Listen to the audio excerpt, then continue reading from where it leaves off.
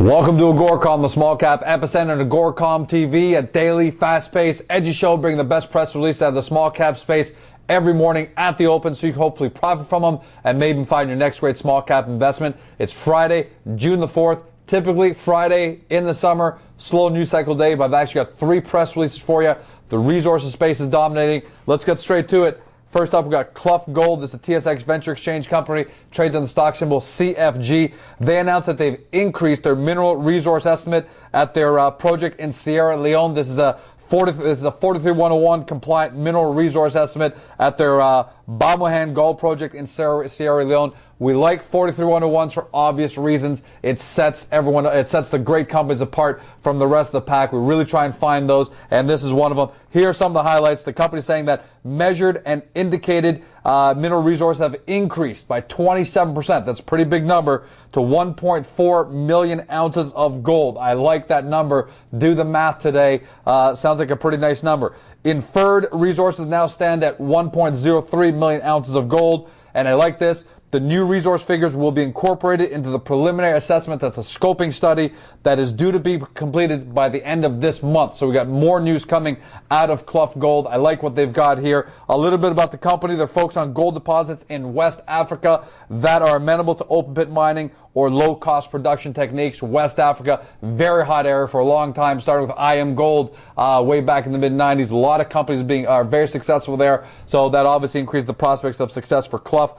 They say they've progressed from being an explorer to a producer in Q1 2008, and they're expected to produce a total of 100,000 ounces of gold in 2010. This is from their Angovia gold mine in the Ivory Coast, and their Casca gold mine in Burkina Faso. So that's all must be in West Africa. But 100,000 ounces of gold production. Do the math on your own. Do your own due diligence. Really like those numbers. Closed yesterday $1.35.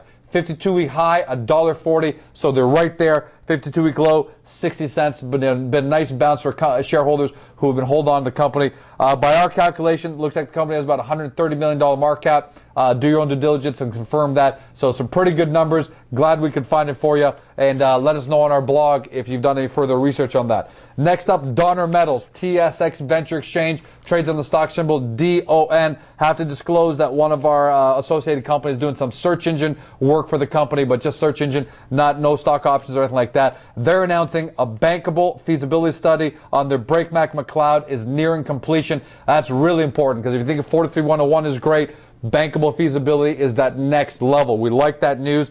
They're saying that they've received outstanding assays from definition drilling conducted on the McLeod zone. Here's what's really important. The definition drilling was conducted by none other than Xstrata Zinc. A little bit about this relationship with Xstrata Zinc. Donner's flagship project is the Matagami project option and joint venture with Xstrata Zinc's Canada division, shortened to Xstrata Zinc. That was signed back in 2006. It covers the exploration and future development of the prolific within the prolific Matagami Lake mining camp, which is located in the Abitibi region of central Quebec. Great place to be for mining companies, especially in Canada. A little overview about that project to put this into perspective. Donner has the option to earn a 50% participating joint venture interest in the Matagami project by incurring a total of $25 million in expenditures by May 31st next year. Upon the earn-in by Donner, 5 separate joint ventures are going to be formed. In each of the 5 joint ventures, Xstrata Zinc has the option to earn back a 15% interest in each area by incurring up to $20 million on a bankable feasibility study. So why is this important?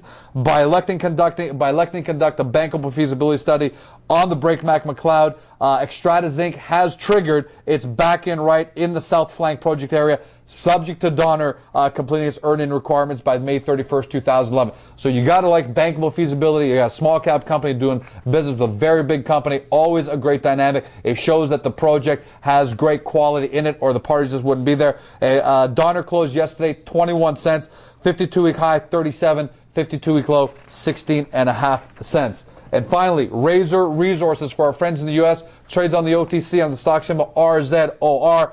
They've announced that they've launched an online investor relations and marketing program. They're going to host their hub on Agoracom.